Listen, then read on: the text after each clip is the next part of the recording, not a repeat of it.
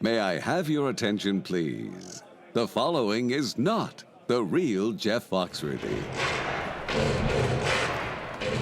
If your home decor is everything honeybee, well, you might be a beekeeper.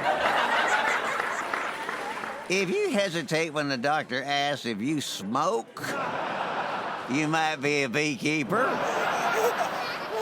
If when you see beautiful celebrities on social media tending to their beehives, you throw up just a little bit in your mouth,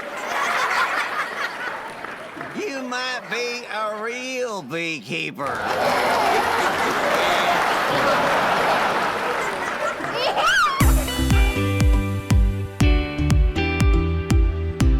Welcome to Bee Love Beekeeping, presented by our good friends over at Mann Lake.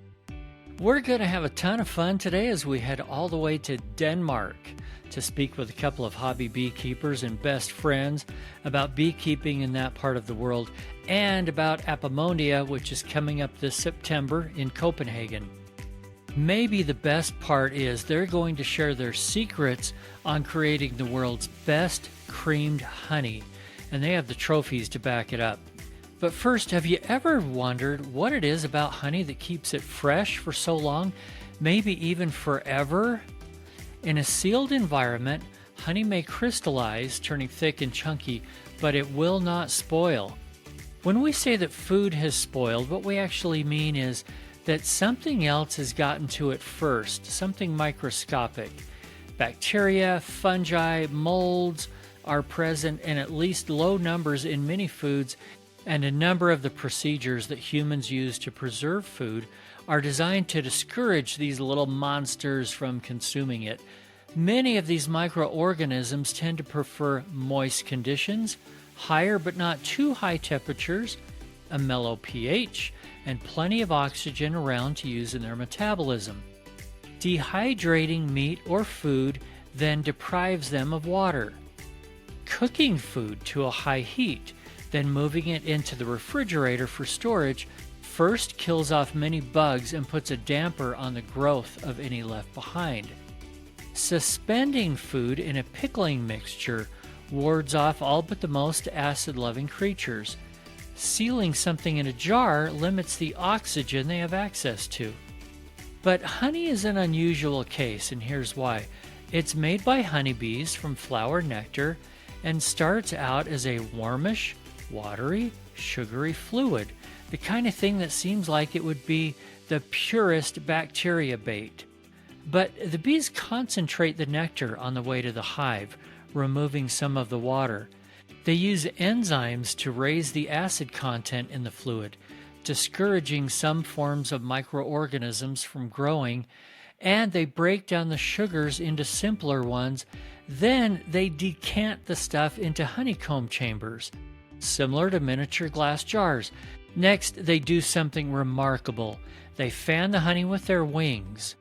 The fanning slowly evaporates the remaining water like an oscillating fan evaporating sweat from your skin. So a substance that was once about 70 or 80% water sees that number drop and drop and drop.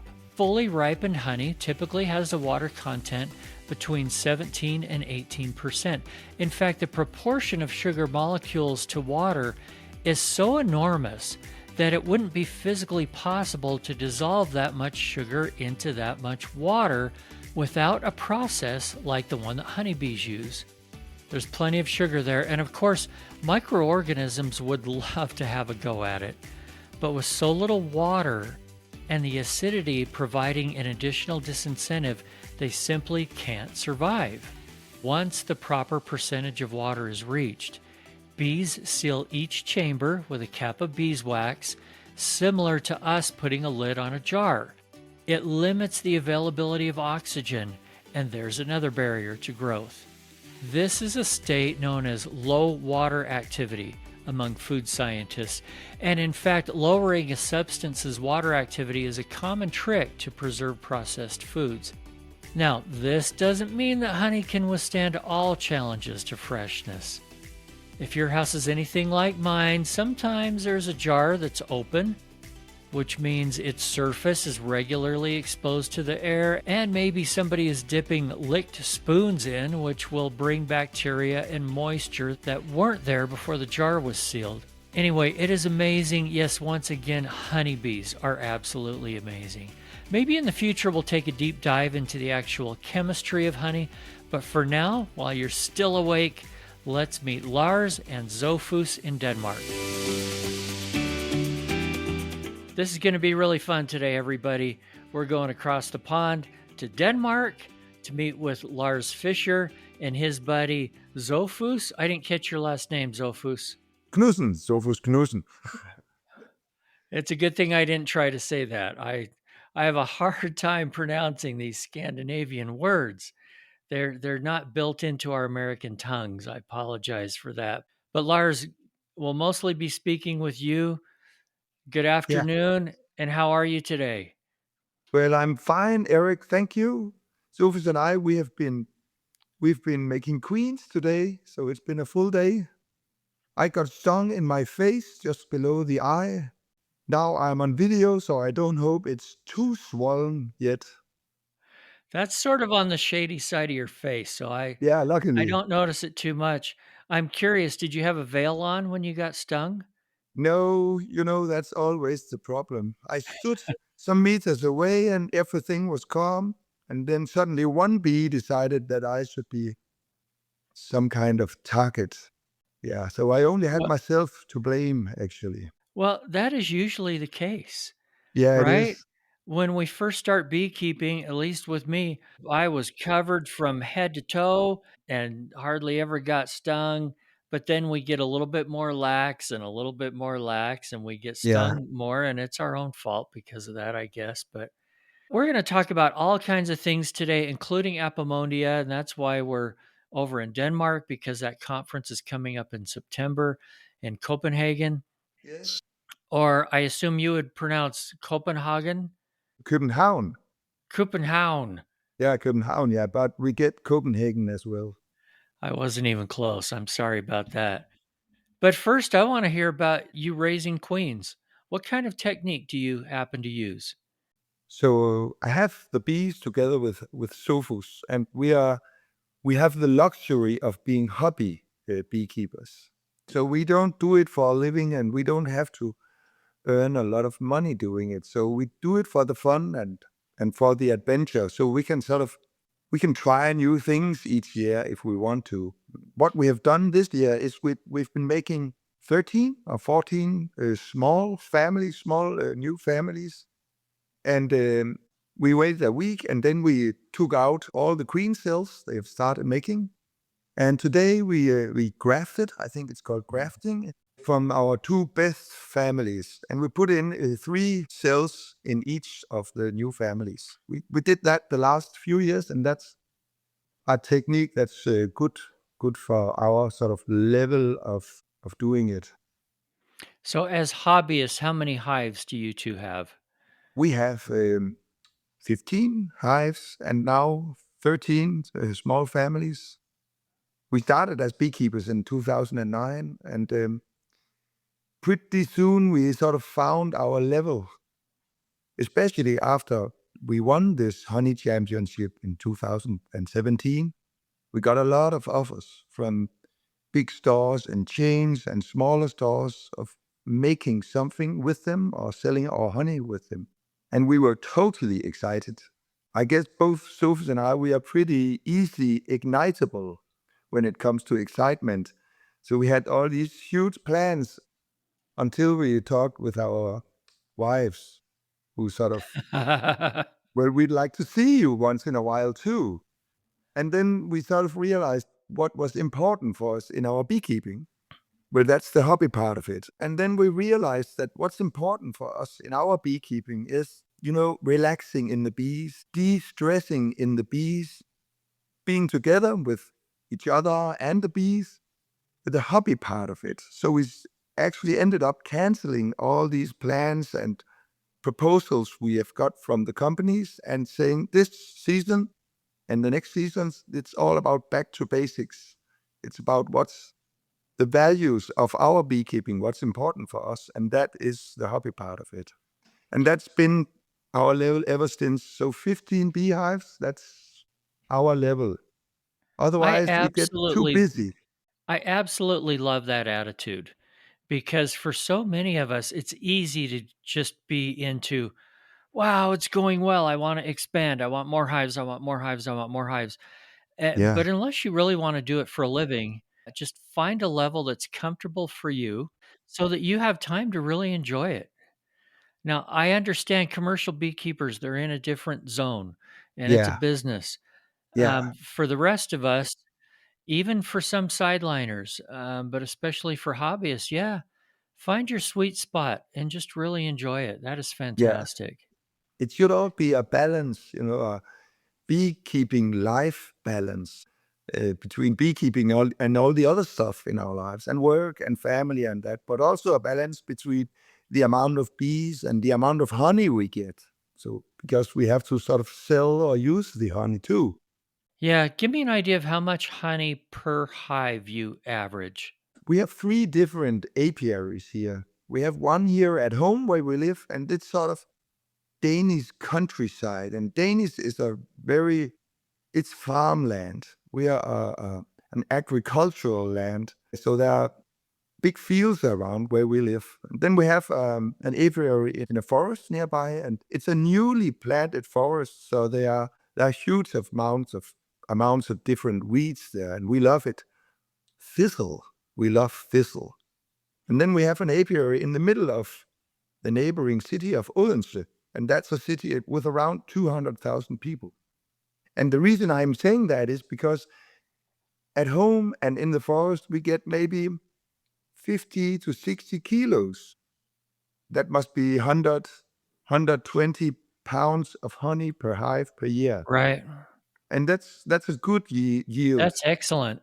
But in the middle of Odense, the city, we get maybe 200 to 220 pounds honey per year per hive. Wow. Huge amounts of honey. Is that because a lot of people grow flowers or why is that? We can measure that there's much more nature in the city than on the Danish countryside.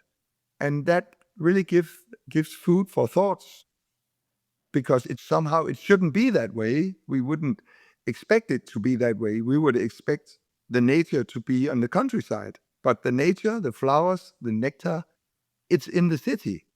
And Odense is a green city. It has a lot of parks. It has a lot of gardens. But still, we get twice as much honey in the city as we do on the countryside. You must do something right in your cities over there. We need to take a lesson from you. Yeah, we have a lot of parks and greenery. I think we have that in Odense, but also in Copenhagen. There are a lot of beekeepers in Copenhagen as well, and it's a good place to have bees. Speaking of Copenhagen, let's talk about Apimondia for a minute. And then don't let me forget, I want to get back to 2017 and hear about your big award for the world's best honey. Yeah.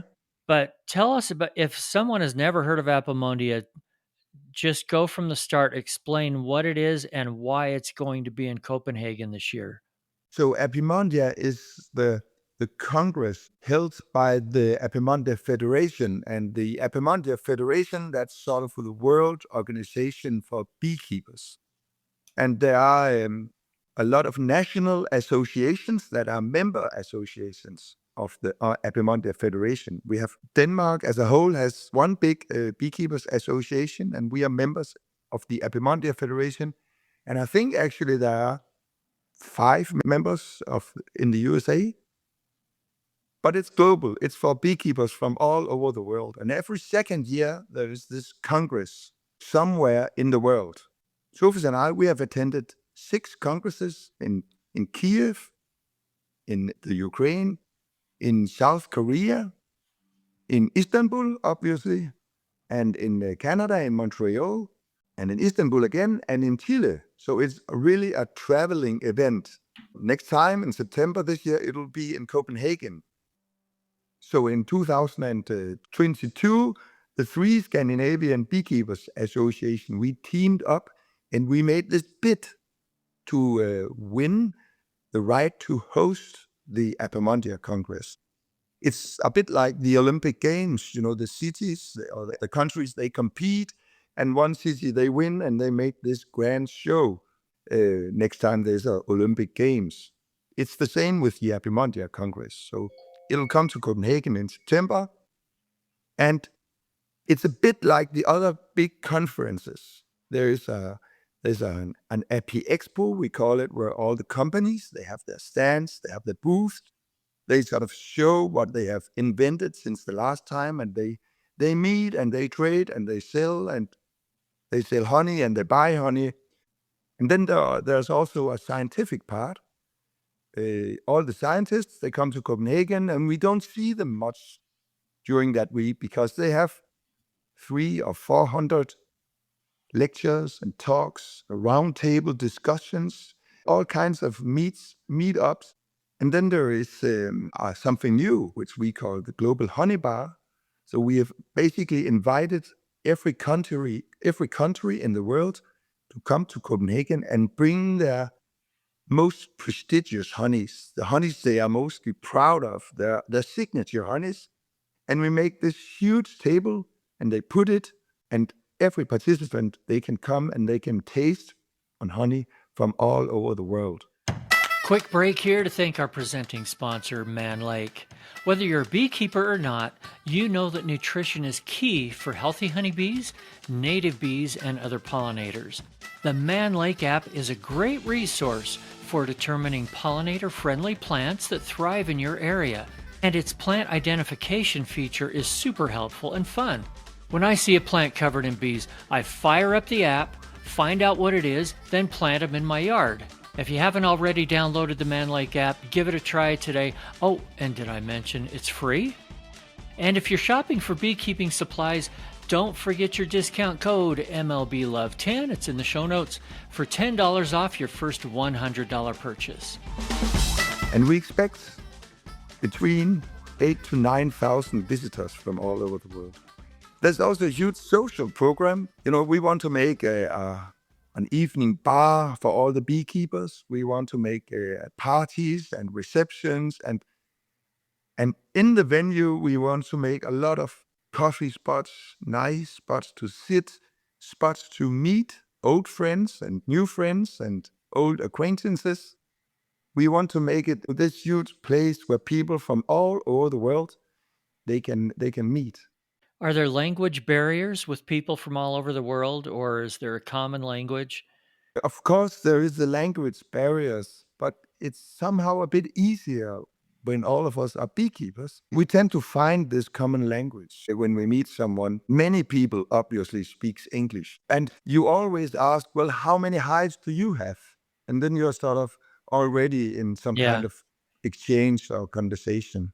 By the way, your English is very, very good. Thank you. Yeah, congratulations. That must be a lot of work. It's really good.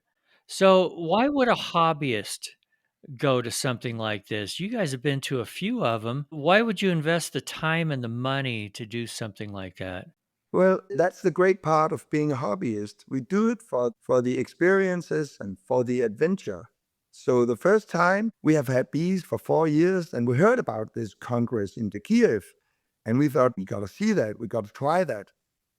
And then when we had decided to go there, we heard about these WBA honey contests, and if we are going, why not try participating, try bringing our honey? And I think that we were the first Danes ever to bring our honey to the WBA, the World Beekeeping Awards. And we just did it because we are, as I said, the easy ignitable. And that was a steep learning curve, bringing our honey to the contests. Basically, some of our honey got stuck in customs. And it was all very frustrating, but it was also a big experience and super rewarding. So in 2015, we decided we'll try it again. We learned a lot. We'll try to use what we've learned the last time. So there are some great conferences in the USA too, and also here in Europe. But I think what makes the Apimondia Congress stand apart is it's a truly international congress. So it's people from all over the world. You see big black guys in in lion fur. You see Asian guys with strange hats. And in Kiev, there were these Eastern European men with swords on their side. You see sheikhs from Arabia. You see all kinds of people. And they all walk there and they all have something in common. This flavor of international brotherhood somehow. And that's also why we've called this Congress in Copenhagen the Social Congress, because that's very important for us, making space for people to come together and discover that we all have something in common. Because we live in a very fragmented world. You know, there are many things sort of dividing us and keeping us apart, but beekeeping, that's one thing that brings us together, and we love that perspective of it. When this episode comes out, we're only going to be a month or two away from the conference. Is it going to be too late for people to make plans now? I'm sure there are free tickets for the Congress, but if you come from the States, it's a big thing to go to Europe. I know, but we will, even if you come to the door and buy a ticket, we will welcome you all with open eyes. Open arms, it's called. So it doesn't sell out. We'll be able to get in even if we're at the last minute. Yeah, the Bella Center, the venue, it's huge. We would just be happy. The more, the merrier. And by the way, I will say, for people that haven't been to Copenhagen, wow, beautiful place, wonderful people, great food. The conference would just be an added bonus on top of that. Visiting there is worth doing. And Copenhagen is a easy city to get around in as well. There's a metro in Copenhagen, and as an Apimondia participant, you will be able to buy it for greatly reduced price of a week ticket, and you can go around in the whole of Copenhagen, and it's very easy, I think. Okay, how about if we get Sophus on for a minute? Yeah, There we there he go. is, my beekeeping buddy. Hey, beekeeping buddy, I didn't want to leave you out of this thing. It's good to see you too.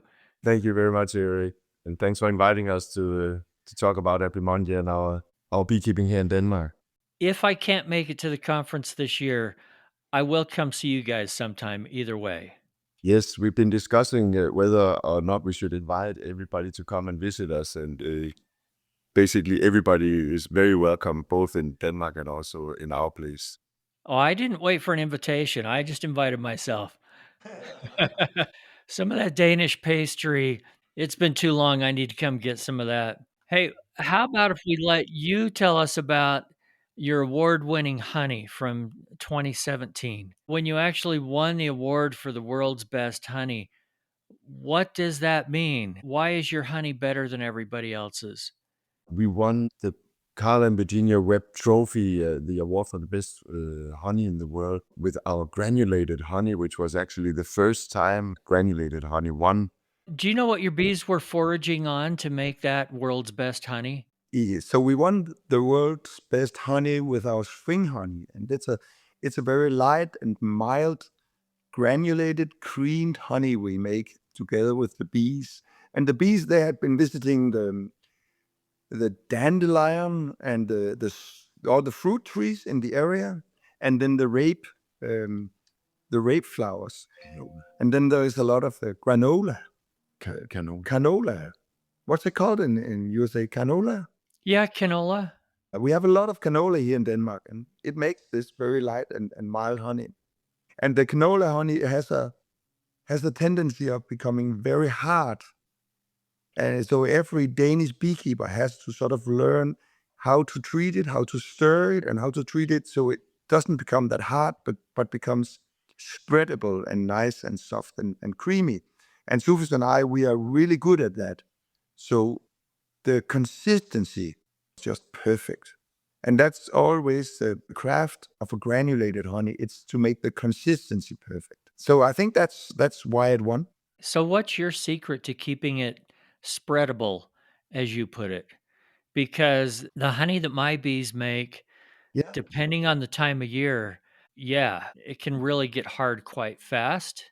Yeah. And so what's your secret? Is it a lot of stirring? Is it warm temperatures? So what we do is we seed our spring honey with a couple of jars of spring honey from last year, because we want to make it We want to make it a lot of tiny crystals. So it becomes fine crystalline. We jar it on the right time. And then if it becomes hard, Eric, and I think this is the secret, you put it in 30 degrees for like 24 hours. And then you take it out in the cold again. We don't warm it up so it melts or anything, but 30 degrees sort of speeds up the process, this natural maturing process that the honey does in the jar. Instead of it taking half a year, it takes a day. And after that, our honey is spreadable and nice, and it stays that. And by the way, 30 degrees Celsius, that's about 86 degrees Fahrenheit. So let me make sure I get this straight. So you warm it to that temperature for one day, Yeah, and then you cool it back down? yeah, as quick as possible, we cool it down. And then the crystallization is just very smooth and consistent. Yeah, the heating doesn't change the crystal structure, but it makes the honey softer, and it stays soft even after we put it back into our honey storage. And then the other secret is when we do our honey treatment, when we seed the honey and we stir it, it has to be cold. It has to be below 19 and better 14 than 20, or better 5 degrees as 20. And what's that in Fahrenheit? I'm talking Celsius here. What's that in Yeah. Fahrenheit? So 14 degrees, that's about 57 degrees Fahrenheit. Yeah. Yeah, that's pretty cold. So that's not as cold as a refrigerator, but that's pretty chilly. Yeah.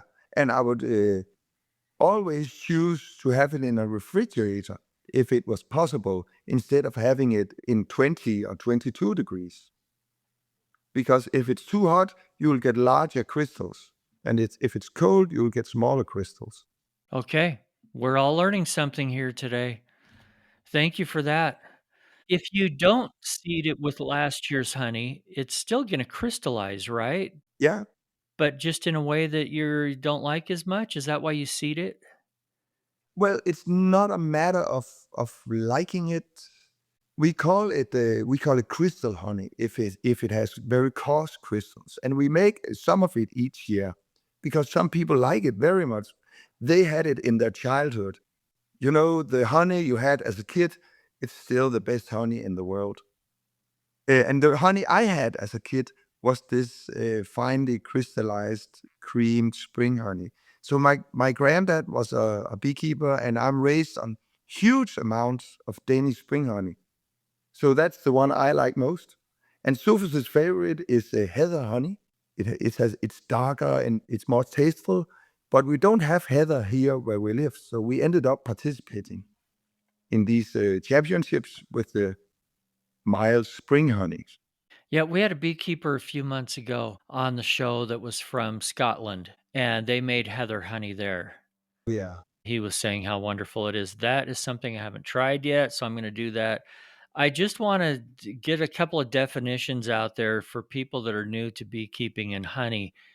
Crystallization is completely normal for honey, okay? Yes. It does not mean it's gone bad. When we use other terms like creamed honey, that is honey that has been crystallized, but the crystals are very fine, and so it's a very creamy substance kind of honey. Yeah. Versus honey can also get larger crystals that are almost like, I don't know, like BB size, and everything in between. And none of those means there's something wrong with the honey. If you take a honey in any of those states and warm it enough, it will go back to a liquid kind of form. Yeah. Some honeys crystallize faster than others. Some crystallize in a more creamy way, some in a more coarse way. I think they're all good and they all have their own place out there. Yeah.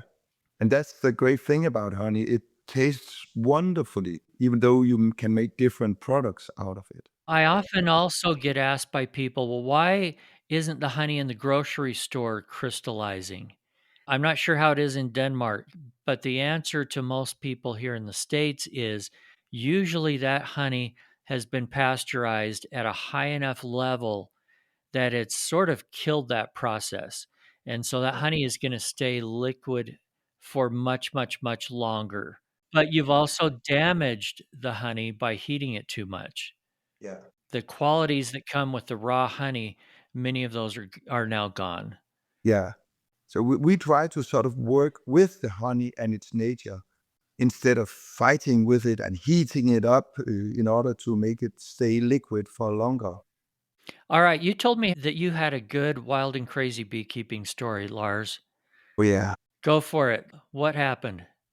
So a Oh, few years ago, Eric, we had bees on the top of a hotel roof. It was a wonderful flat roof. We have a beautiful view. We could see all the trees in the city. And on that roof, there were two small houses, where the elevator goes up. And we soon found out that that little house, that's a perfect place to put our smoker. Then we don't have to sort of bring the smoker in the car every time. We can just put it off and then put it in there. And that's what we did until one day we were there. And then the manager of this hotel, he came to us and he said, well, guys, I had a visit the other day. Yeah, we said, yeah, suddenly the fire department was here. The fire alarm in the hotel went off. We had this inkling where this conversation would go. Yeah, so all the guests, they went out on the street, and the fire department, they came and they had this little machine. They could sort of track where the smoke was coming from, and they tracked it to your smoker. And we were very pale at that point because obviously we did not put our smoker out as efficient as we thought we were. And we could sort of imagine this bill, 100,000 krones or something, coming our way, and all the guests standing in their night robes. Luckily, he was very, very chill about it. And the fire department was too, because when they were there, they discovered that they needed to sort of draw the hotel again and make new drawings with all the rooms on, and you are here, and where is the newest fire extinguisher? So they ended up doing that instead. So Sophus and I, we got no bill, but we got a giant wake-up call, always to put out our smoker. And I think that the trouble was we didn't put it out as efficiently as we thought we were. And then this elevator, it worked like, it made a lot of wind in this house. So that the smoke was drawn down all the 6 floors, but then they could smell the smoke, the guests. I think we were very, very lucky. I think you were too. Yeah. Not to get a big bill for that one. But Yeah. hey, that is a good reminder for us. Yeah, it is. Yeah. And it took a few weeks, and we can laugh about it.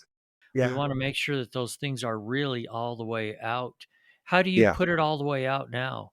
Well, we basically, we empty it and we step on it really hard. Yeah. And then we want to buy a metal box for it, but we haven't gone that far yet. Actually, we don't use the smoker that much anymore. Only if we have some bee families who are really angry for some reason.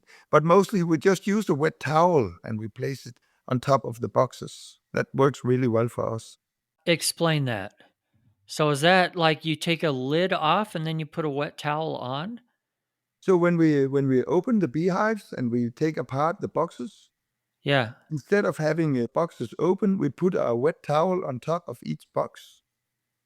Huh. And then when we work in a box, we sort of take the towel to the side and we can take out the frames and put the towel back in a way. And if the towel is wet, the bees, they go down a bit. So when we put the boxes back together on top of each other, when we take the towel off, bees are a few centimeters down, and we can put on the next box without crushing too many bees or crushing bees.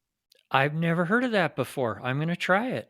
Yeah, do that. Make it wet, so it's wet and cold. And it's not so wet that it's dripping in the hive, No, right? no, It's just no. very moist.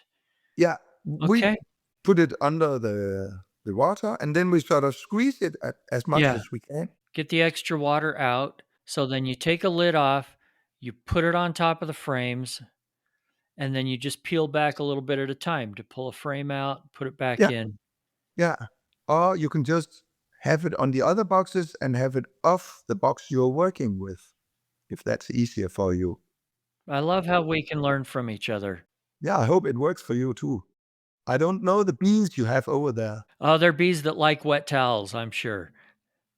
Yeah, Now, we primarily here in the States have Italians, Carniolans. There are others, and there are some that get very grumpy and will let you know it. We also have parts of the States, especially in the South, where we have Africanized genetics have moved in. And so the yeah. bees are not as friendly.